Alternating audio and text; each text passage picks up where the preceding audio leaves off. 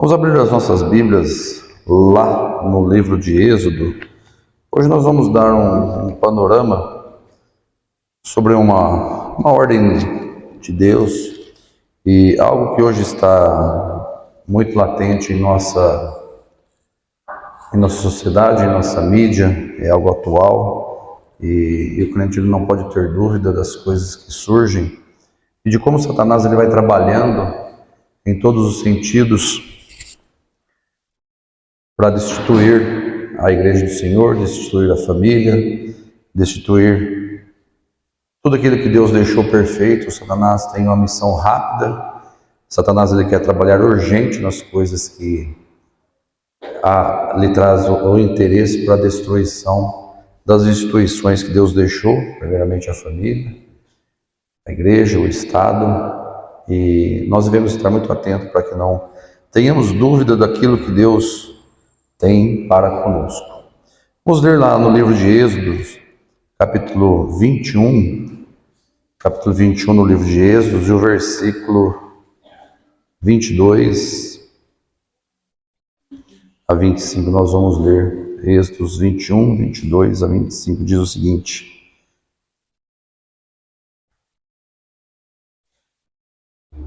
Se algum homem pelejarem e ferir uma mulher grávida, e for causa de que aborte, porém não havendo outro dano, certamente será multado, conforme o que lhe impuser o marido da mulher, e julgarem os juízes.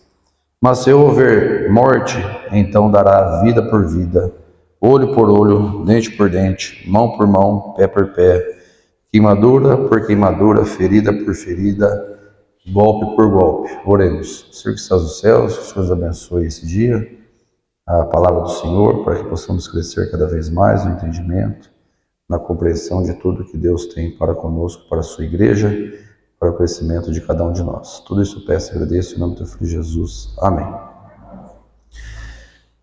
O povo tinha acabado de sair do Egito, logo passaram os seus 430 anos como escravos no Egito, uma terra pagã, uma terra com seus vários deuses, suas várias santidades e deidades de construções de mãos humanas e não com a mão de Deus.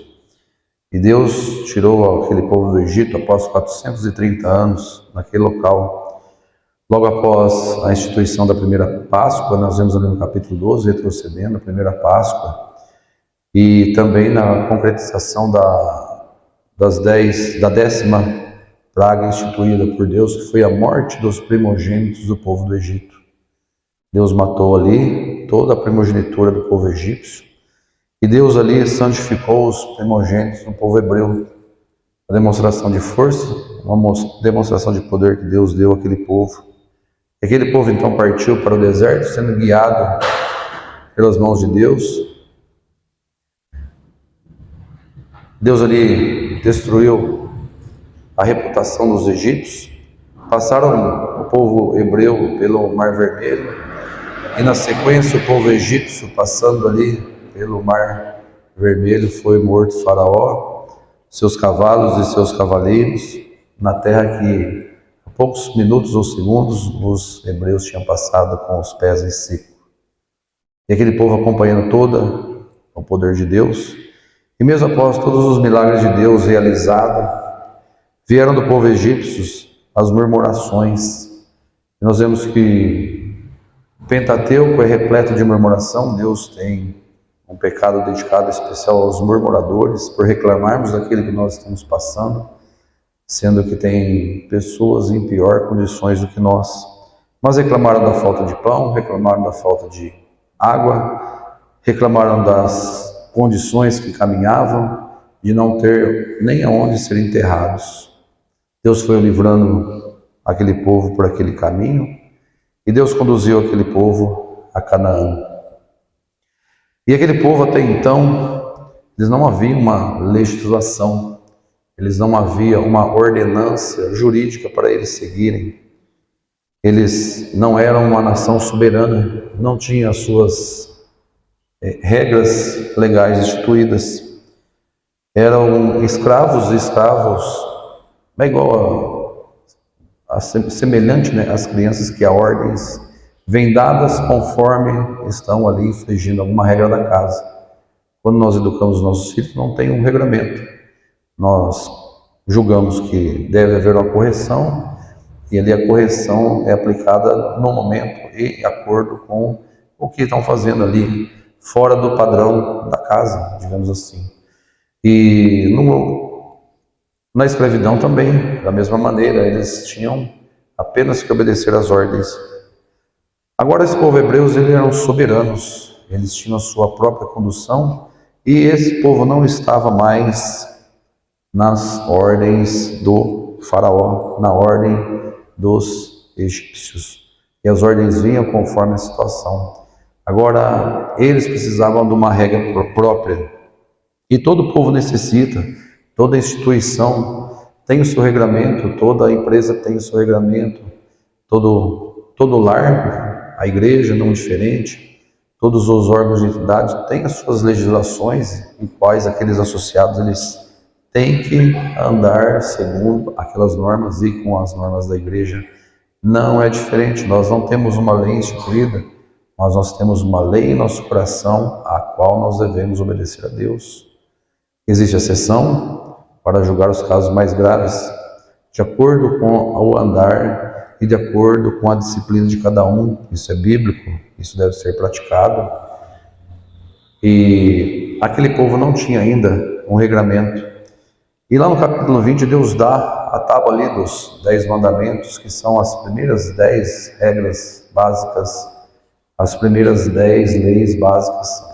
E nós vamos decorrendo o Pentateuco, e são muitas das leis, em torno de 1.600 leis, que foram sendo aplicadas àquele povo de acordo com o caminhar, de acordo com a necessidade daquele povo, e assim foi feito.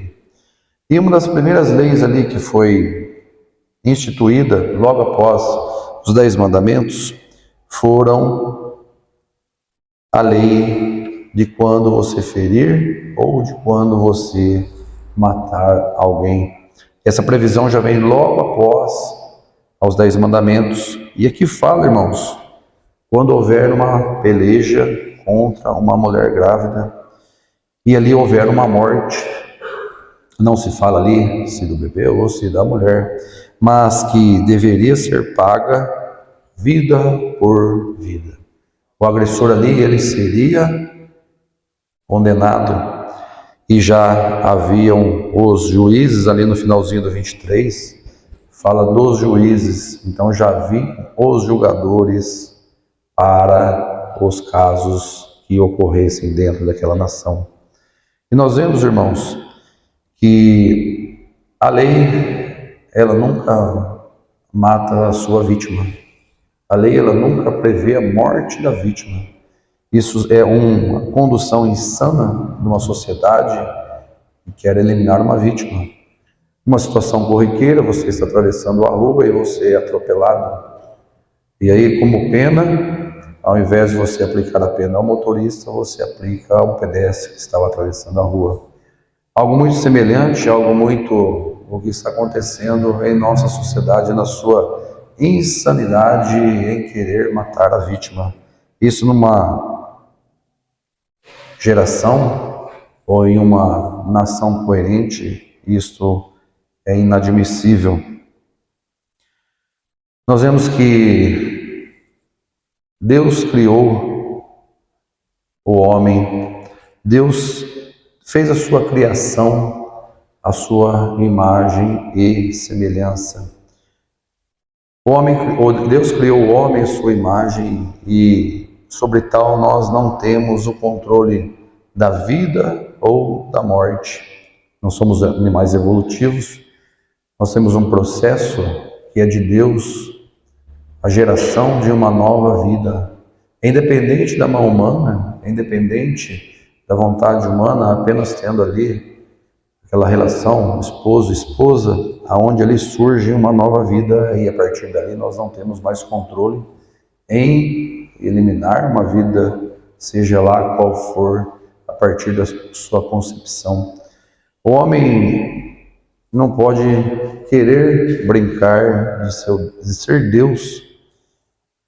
E nós vemos que quando Deus criou o homem, a mulher, a sua imagem e semelhança no sexto dia, Deus disse que foi muito bom. Todas as demais coisas, quando Deus criou, foram boas. Mas quando Ele criou o homem, Ele disse que foi muito bom. E ali foi concluída a criação do homem por Deus. E no sétimo dia Deus descansou. Nós vemos que Deus tem poder sobre todas as coisas da natureza. Quando Deus criou o homem, toda a natureza seria para seu proveito, todas as coisas seriam para o seu alimento. Deus tem poder sobre todas as coisas da natureza. Deus ele cuida desde o nascimento. Deus cuida da natureza, Deus cuida do ciclo das águas, todas as águas vão para o mar e o mar nunca se enche. Deus cuida da rotação e da translação, da aproximação do sol para que não se aqueça a terra mais forte do que ela é, a temperatura controlada para que não queime ou para que não congele. Nós imaginarmos o tamanho do que Deus fez é algo que nós não podemos dimensionar.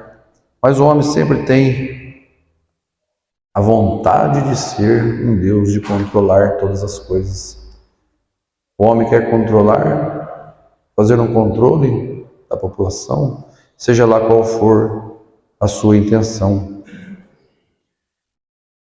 E tudo nós dependemos de Deus.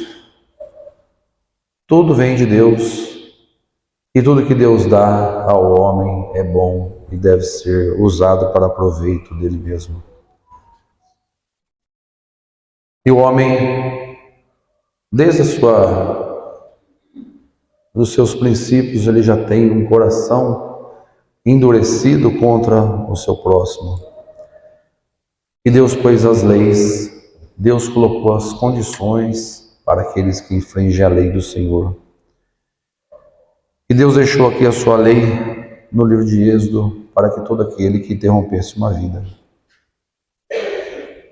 Em Jerusalém, irmãos, existem as portas, existem as 12 portas, lá no livro de Apocalipse 21, fala da base dos alicerces. Até hoje em Jerusalém há as portas, inclusive uma das quais Jesus entrará em Jerusalém na sua vinda. E lá em Neemias, no capítulo 3, fala das 12 portas, na reconstrução de quando o povo voltou do Egito e do exílio. E fala ali das 12 portas, Neemias 13, dali nominalmente algumas das 12 portas. E existia uma porta, era a porta do vale, era a porta que, na parte baixa de Jerusalém, conhecida como a porta da tribulação, a porta do vale, a porta da tribulação que descia para o vale de Rinom. A parte baixa de Jerusalém, aonde havia a porta do vale, a porta da tribulação, aonde se tinha a porta da tribulação. Lá em livro de Jeremias vai descrever sobre essa porta em específico do nosso estudo de hoje, onde havia essa porta que se descia para o vale de Rinom. Jeremias 19.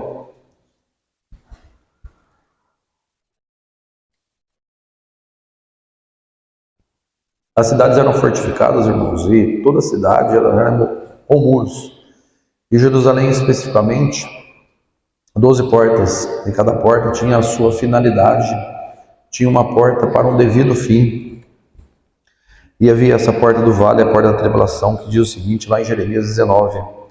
Assim diz o Senhor, vai e compra uma botija de oleiro, e leva contigo dos anciãos do povo e algum dos anciões dos sacerdotes. E sai ao vale do filho de Rinom, que está à entrada da porta do sol, e apregou ali as palavras que eu te disser. E dirá, ouvi a palavra do Senhor, ó rei de Judá, morador de Jerusalém. Assim diz o Senhor dos Exércitos, Deus de Israel. Eis que trarei um mal sobre este lugar, e quem quer que ouvir, retinir-lhe-ão os ouvidos, porque me deixaram, alienaram este lugar, e nele queimaram incensos e outros deuses, que nunca conheceram, nem eles, nem seus pais, nem os reis de Judá. Encheram esse lugar de sangue de inocentes, porque edificaram os altos de Baal, para queimarem seus filhos no fogo em holocausto a Baal, o que nunca lhe ordenei, nem falei, nem me veio ao pensamento. Por isso, eis que dias vêm, diz o Senhor, em que esse lugar não se chamará mais Tofete, mas o vale do filho de Rinom, mas o vale da matança.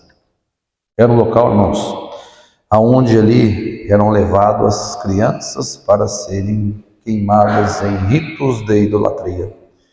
Um local de dor, um local de ritualismo e um local de sacrifícios. Pais e mães que levavam seus filhos para serem queimados às divindades pagãs, dentre eles Moloque. Aquele povo que veio do Egito trouxe lá toda a sua idolatria. Apesar que toda a geração que saiu do Egito lá foi morta, mas os resquícios da idolatria ainda ficaram naquele povo. Isso em Jerusalém, que era o povo escolhido de Deus, conduzido através de todos os milagres colocados lá em Jerusalém.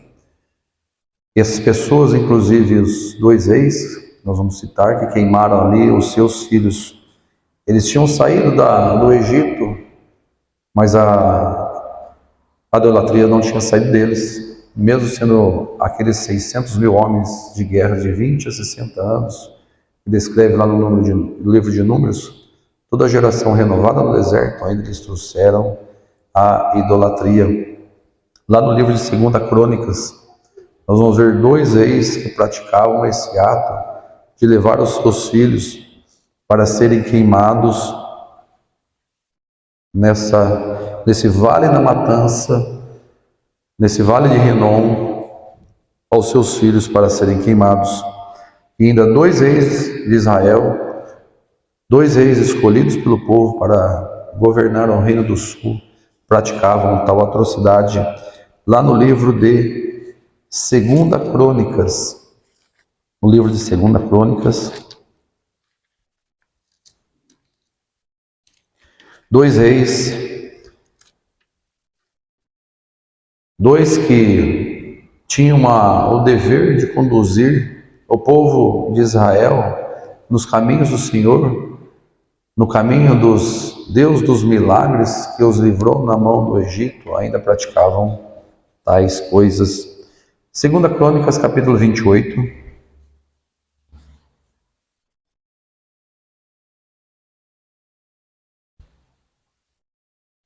Aqui está falando o rei Acás. Capítulo 28, no primeiro versículo, fala Acás, que assumiu o reinado com 20 anos, e no versículo 3 diz o seguinte: também queimou incenso no vale dos filhos de Rinom, e queimou os seus filhos no fogo, conforme a abominação dos gentios, que o Senhor tinha expulsado diante dos filhos de Israel. E no capítulo 33, no mesmo livro, nós temos ali, no mesmo livro do capítulo 33, Manassés, no versículo 6 diz o seguinte: fez ele também passar seus filhos pelo fogo do vale de Rinom, e usou de adivinhações, de agoreiros, feitiçarias, consultas a adivinhos e encantadores, e fez muitíssimo mal aos olhos do Senhor para provocar a ira. Nós vemos que tanto Acás como Manassés levaram os seus filhos para serem queimados nesse vale do Rinom, de crianças recém-nascidos, indefesos, e essas crianças elas eram colocadas em adoração a esses deuses. O vale do Rinom, onde os tambores rufavam. O que é o rufar? Geralmente com bateria. Você pega a parte mais rígida do tambor e você faz um jogo com as mãos, que aquilo vai batendo uma frequência alta. Ele faz um sonido muito forte, ensurdecedor no barulho. Quando passam os reis, que faz aquele barulho, que chama rufar, não é nem com a mão, é com tipo de um badalo que você faz com a mão e aquilo, ele bate com uma frequência bem forte, desde a primeira batida até a última batida, no mesmo timbre, na mesma velocidade e na mesma altura. Isso no tambor, e não tinham vários tambores onde formava aquele barulho ensurdecedor. E aquele barulho que entrava no frenesi e entrava na mente das pessoas. Imagina você entrar num ambiente barulhento, um ambiente aonde você mal ouve, e aqueles tambores eles rufavam. E ali havia músicas e danças e um barulho que hipnotizava e as pessoas entravam num frenesi. Era algo alucinante aquele barulho, toda aquela dança e no se rufar dos tambores, algo para sair da pessoa do normal, aquele barulho que começava a controlar o seu cérebro, aquele rufar dos tambores, aquele som alto para abafar o choro das crianças que eram colocadas ao calor do fogo. E o rufar dos tambores para abafar o choro das mães ouvindo seus filhos chorarem. E o rufar dos tambores para cultuar aquele Deus. E todo aquele barulho, naquele rufar, as crianças eram mortas em nome de um Deus chamado Moloque. E hoje, irmãos, esses tambores, eles não pararam de rufar. Os tambores de Rinom está rufando cada vez mais forte em nossos ouvidos, em nossa sociedade.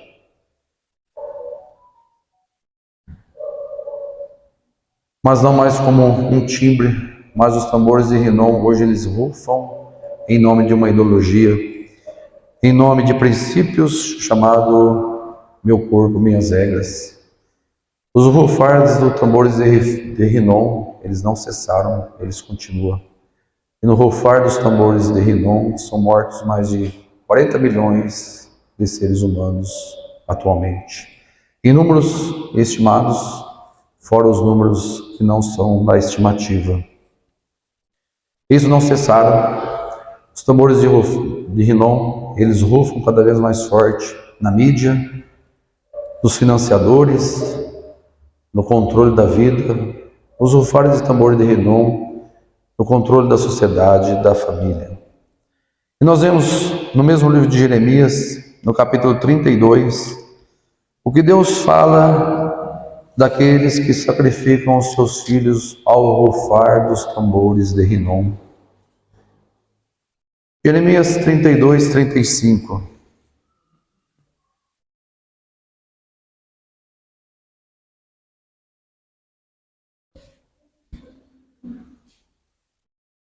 Jeremias 32, 35 diz o seguinte: E edificaram os altos de Baal, que estão no vale do filho de Rinom, que fazem passar os seus filhos, suas filhas, pelo fogo a Moloque, a que nunca lhe ordenei, nem veio ao meu coração.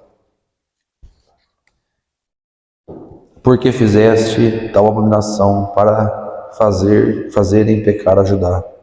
Agora, por isso agora, assim diz o Senhor, o Deus de Israel, acerca dessa cidade, da qual já vos dizeis, já está dada na mão do rei da Babilônia, pela espada, pela fome e pela pestilência. Daqueles que praticam, daqueles que rufam o tambor de Rinom, que faz seus filhos passar pelo fogo, que Deus nunca ordenou isso, isso não é ordem de Deus, isso não é um desejo de Deus, isso não é um mandamento de Deus, isso não é a lei de Deus. É uma lei humana, é uma lei humana do homem que vem para desafiar a criação de Deus. Nunca veio ao coração de Deus tal ato, tal prática. Deus já instituiu isso na primeira lei, logo após os 10 mandamentos, uma das primeiras leis. Daquele que atentasse contra uma mulher grávida e viesse o caso dela perder esse filho. E de tal abominação fez o seu povo pecar. E no finalzinho do 25 vem a pena para aqueles que praticam. Passarão pela espada, passarão pela fome e passarão pela pestilência. Jeremias aqui está falando ao povo de Judá quando ele foi para o exílio. Devido aos pecados, não só esse, mas muitos outros, que passariam pela fome, pela pestilência, pela espada. Se você não morrer, você vai ter fome. Se você não morrer e não tiver fome, você vai ter as pestes. Então isso foi a condenação que Deus deu a esses homens que praticam os rufares dos tambores de Rinom. E esses tambores não cessaram até hoje. No Vale da Matança, dessas mais de 40.000 pessoas que são mortas ao ano. Local depois, lá do Vale de Rinom, onde o fogo nunca se apagava, se tornou depois do exílio, onde se tornou o lixo de Jerusalém. O judeu ele é muito bem organizado com a sua estrutura, com toda a sua infraestrutura, e aquele local virou aonde era queimado o lixo. E nós produzimos muito lixo, né? Basta ver quanto nós colocamos na rua a cada 2 dias, né? Muita coisa, né? Imagina uma cidade colocando lixo no mesmo lugar, e ali aquele lixo, ele era queimado 24 horas. E aquele local foi também destinado, além de jogar lixo, aos criminosos que não eram dignos de ser enterrados, onde os criminosos também eram jogados para serem queimados, perdão. Os criminosos eram jogados nesse vale do Rinom também para ser queimado. Carcaça de animais, tudo que não tinha mais, era o descarte de Jerusalém, onde eram jogadas todas as coisas.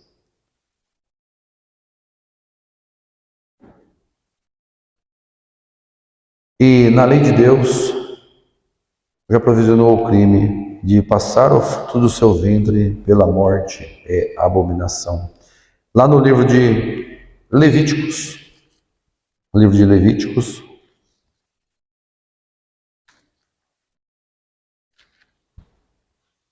Levíticos capítulo 20,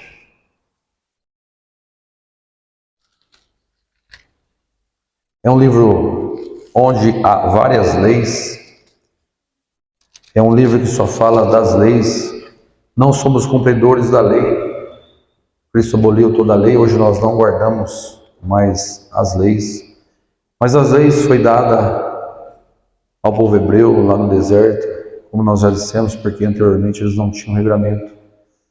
E Deus ele fez todas as previsões para que aquele povo acompanhasse todos os desejos e tudo que Deus queria para o seu povo. E lá no capítulo 20, versículo 2, diz o seguinte: que dirás, pois, também os filhos de Israel? Qualquer que dos filhos de Israel ou estrangeiros que peregrinarem em Israel der a sua descendência a Moloque, certamente morrerá, e o povo da terra o apedrejará. Uma pena dura que Deus deu a todos aqueles que entregam os seus filhos a Moloque. Hoje nós não temos mais quem ouve falar do Deus Moloque. Não se ouve mais esse Deus. Hoje esse Deus, ele nominalmente, ele caiu no esquecimento. Mas hoje ele revive com outros nomes, como eu já citei. Meu corpo, minhas regras. E aqui diz que aquele que der seu filho a Moloque, certamente morrerá. Foi uma pena que Deus deu àqueles que praticam de tal ato. E Deus nunca fez diferença na palavra do Senhor. Desde a sua concepção até seus primeiros anos de vida, Deus, a palavra não faz distinção entre uma criança no embrião ou no útero ou fora dele. Lá no livro de Jó, para nós termos essa referência bíblica, que geneticamente para Deus não há diferença. Geneticamente para Deus,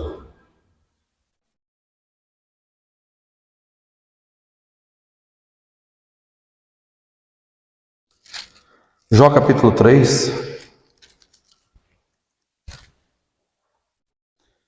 Jó, em toda a sua lamúria, quando Jó estava triste desde do seu nascimento, de todas as suas provações que ele estava passando em sua vida, e Jó perguntava a Deus por que de tanto sofrimento na sua vida, de tanto que ele passava. Mas ele perguntou aqui no versículo 3 para Deus a seguinte pergunta, uma afirmativa: ou como o aborto oculto não existiria, mas as crianças que não viram a luz. E nós entendemos que as crianças que não viram a luz são as crianças que não viram a luz, ou seja, estão em Jó 3,16, fala que ainda não nasceram, mas ali Deus está falando que não viram a luz. E os filhos, irmãos, não são apenas um resultado do acaso, uma mera coincidência biológica, algo que nós podemos questionar a permissão ou não para a sua conclusão do seu nascimento. Mas filhos é uma herança do Senhor. O que é uma herança? É aquilo que nós ganhamos sem nenhum esforço, né? Sem nenhum esforço nós ganhamos uma herança. Quem que não quer aqui ser um grande herdeiro, né? Filhos é um caso, né? É uma grande herança que nós, alguns planejados, outros nem tanto, mas Deus nos dá e são uma bênção. Além de ser uma herança, são um progresso, são a continuidade da nossa herança. É a ininterrupção da vida. A vida está continuando. Serão os nossos herdeiros, eles serão os nossos substitutos. Isso é dado por Deus. É um presente de Deus, uma herança. E quem aqui despreza uma herança? Uma herança dada por Deus. Ah, não, Deus quer me dar algo, eu não quero. Seria uma insanidade. É o bem mais precioso que Deus pode nos dar. Deus teve um olhar especial às crianças. No templo, quando estavam ali, atrapalhando, digamos assim, aos olhares dos apóstolos, Deus disse: não perturbais, de tais é o reino dos céus, das tais vem o perfeito louvor. A missão que Deus nos deu em cuidar das nossas crianças desde a sua concepção. Desde o metabolismo ali, quando começa a 200 batimentos por minuto, aquele metabolismo acelerado. Parece que não, mas a criança tem pressa, né? E ali da sua germinação, do óvulo com o espermatozoide, ela tem 9 meses ali para fazer todo o seu processo para já nascer praticamente com vida própria, né? Ele tem que respirar, tem todo o seu metabolismo. Então, quando você vai fazer um ultrassom lá, dá quase 200 por hora. O coraçãozinho, né? 200 batimentos por minuto. A gente fala assim, nossa, mas aí tá certo isso, né? O metabolismo infantil é muito acelerado. E desde a partir desse momento, já existe uma vida.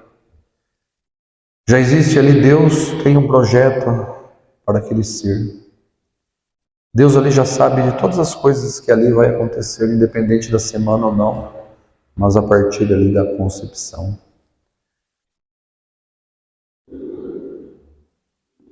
Dois homens que foram escolhidos por Deus ainda no ventre das mães.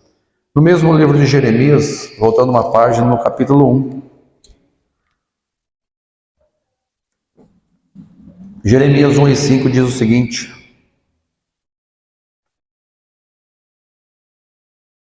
sucedia, pois, que decorrido o turno de dias de seus banquetes, perdão, irmãos, Jeremias 1, estou no livro errado, Jeremias 1,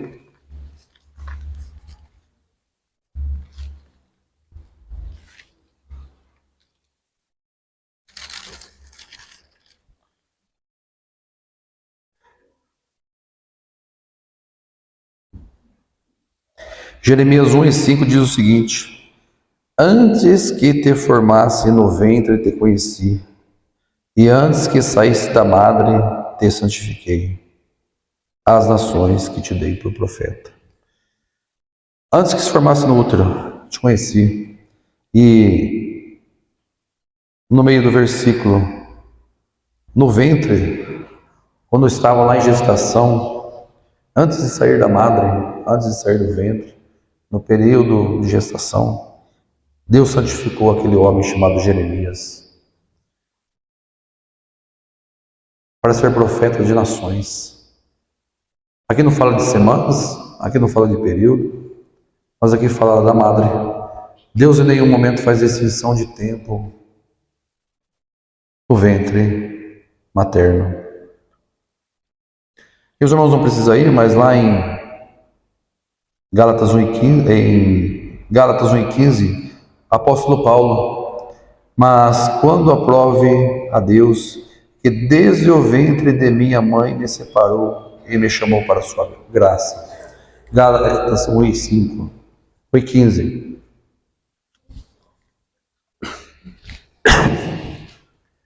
Então nós vemos, irmãos, que Deus não faz distinção de tempo e nem de momento para a sua geração. O homem faz. O homem tem seus desejos e no desejo de brincar com Deus. Nós fazemos parte de uma geração de pessoas que defendem os tambores de renão, que são pessoas destemidas, violentas, insensatas e sem amor, irônicos, sarcásticos, sem misericórdia para com a sua própria geração. E Salmo 119:7,3 diz o seguinte: as tuas mãos me fizeram e me formaram, dá-me inteligência para entender os teus mandamentos. Salmo 119:73. A mão de Deus nos forma, a mão de Deus forma toda a vida. E como crente, como seguidores do Evangelho, é inadmissível aceitarmos a morte de inocente. Rever os nossos conceitos muitas vezes com esse assunto que está tão latente em nossa sociedade e adentrando dentro das igrejas como algo normal. Mas Deus é bem claro em citar, em cuidar da sua criação e da sua vida que dá a todos nós. Que Deus abençoe a sua palavra e possamos entender cada vez mais dos teus preceitos.